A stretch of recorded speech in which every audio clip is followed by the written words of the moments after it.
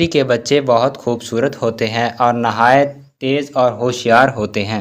इनके जिस्म पर धारीदार रुई होती है। जब किसी शिकारी जानवर या परिंदे मसलन चील वगैरह को देखते हैं तो ये घास या झाड़ियों में घुसकर दुम ऊंची कर लेते हैं और सर नीचा कर लेते हैं। ऐसे मालूम होता है कि जैसे कोई घास की मानद है। वो ये अपनी जान बचाने के लिए करते हैं। और इस वक्त टेटरी नर और मादा बहुत ज़्यादा शोर करते हैं और अक्सर पहले हमला करके चूचे